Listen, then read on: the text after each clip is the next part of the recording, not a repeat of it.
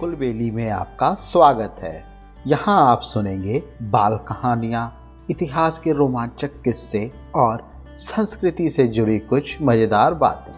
मैं हूँ आपका होस्ट अभिषेक। आज के एपिसोड में मैं लेकर आया हूँ पंचतंत्र की एक शिक्षाप्रद कहानी जिसका नाम है झगड़ालू मेढक। एक कुएं में ढेर सारे मेढक थे। मेढकों के राजा का नाम था गंगदत्त। वह बहुत झगड़ालू स्वभाव का था। आसपास 2-3 और कुएं थे जिनमें भी मेढक रहते थे।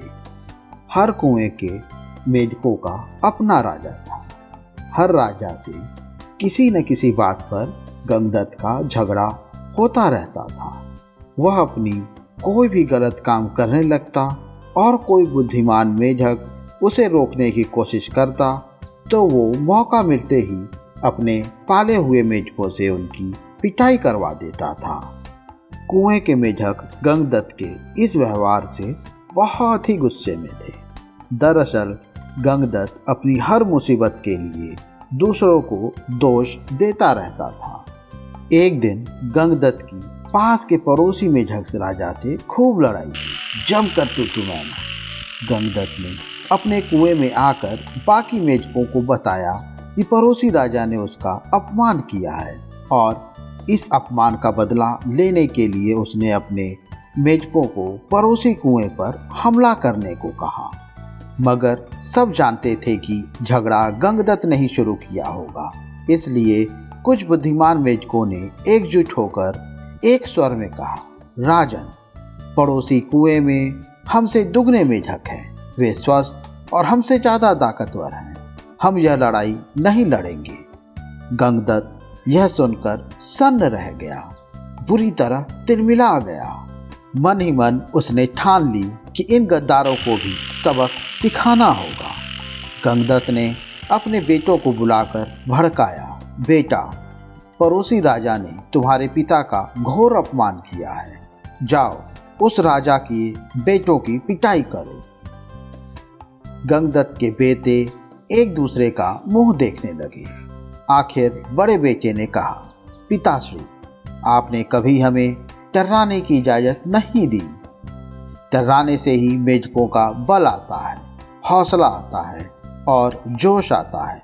आप ही बताइए कि बिना हौसले और जोश के हम किसकी पिटाई करेंगे। अब गंगदत्त सबसे चिढ़ गया। एक दिन वह बड़बड़ाता कुएं से बाहर निकल इधर उधर घूमने लगा।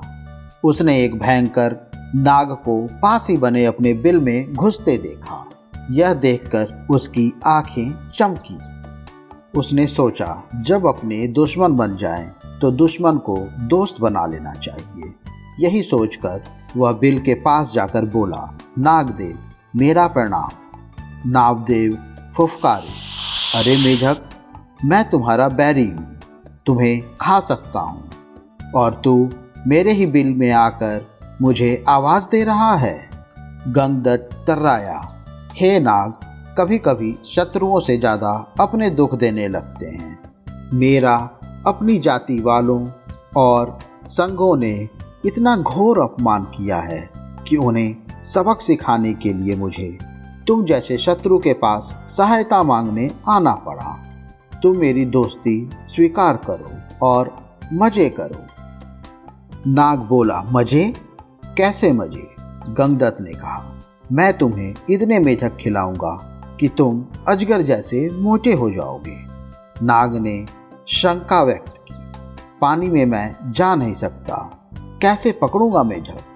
गंगदत्त ने ताली बजाई, नाग भाई, यही तो मेरी दोस्ती तुम्हारे काम आएगी। मैंने पड़ोसी राजाओं के कुएं पर नजर रखने के लिए अपने जासूस मेढकों से गुप्त सुरंगें खुदवा रखी हैं। हर कुएं तक उनका रास्ता जाता है। सुरंगें जहां मिलती हैं वहां एक कक्ष है।